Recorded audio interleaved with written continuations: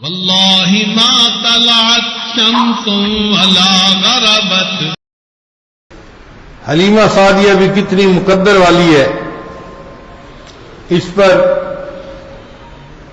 کسی نے ہماری علاقائی زبان میں اشعار لکھے ہیں. امید ہے بہت سارے حضرات تو سمجھ لیں گے، ورنہ میں اس کا کچھ اردو بھی ترجمہ کر دوں گا. حلیمہ میں تیرے مقدرہ تو صدقے، تو مدنی دا جھولا جھلیندی بھی ہوسیں. حلیمہ میں تیرے مقدروں پہ صدقے جاؤں کہ تو مدنی کا جھولا بھی جھلاتی ہوگی. کتنی خوش نصیب ہے تو. اللہ نے تیرے مقدر کیسے بنائے. حلیمہ میں تیرے مقدراں تو صدقے، تو مدنی دا جھولا جھلیندی بھی ہوسیں. نی انگلی نفا کے تو ویڑے دے اندر، خدا دے سجن نو ٹریندی بھی ہوسیں. چھوٹے بچے کو ماں انگلی پکڑ کے اپنے گھر کے سین میں چلنا سکھاتی ہے، تو وہ کہتے ہیں کہ تو اللہ کے سجن کو، اللہ کے محبوب کو انگلی پکڑ کے اپنے سینے میں چلنا سکھاتی تھی. حلیمہ میں تیرے مقدروں پہ قربان جاؤں. نی عرشاں دا چن ہے کھلانا بھی جس دا، تو اس بے مثل نو کھڈیندی بھی ہوسیں. حلیمہ جس کے لیے اللہ نے عرش کے چاند کو کھلونا بنا دیا، تو اس بے مثل کو جو ہے اپنے سین کے اندر اپنے ساتھ کھلاتی بھی ہوگی. تیرے مقدر اللہ نے کیسے بنائے. نوا کے دھوا کے تے ویڑے دے اندر، نوا کے دھوا کے تے سرما بھی پا کے تے تھوڑی ہلا کے ہسیندی بھی ہوسیں.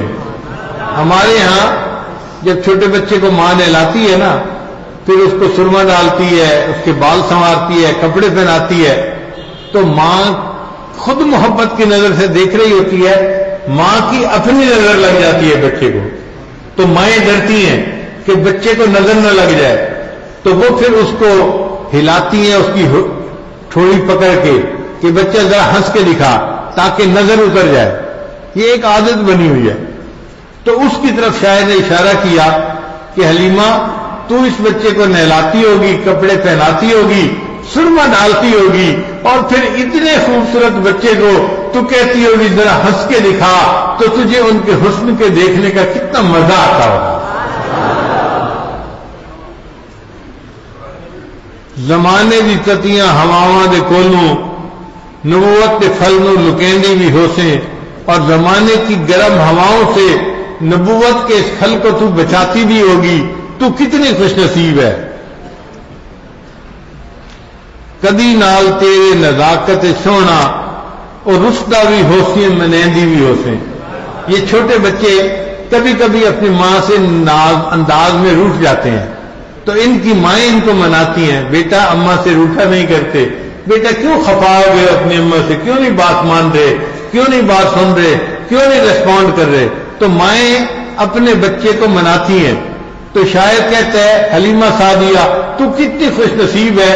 اگر یہ خوبصورت بچہ کبھی تجھ سے ناراض ہو جاتا ہوگا تو کیسا لمحہ ہوتا ہوگا کہ تو پیار سے اس کو منا رہی ہوتی ہوگی.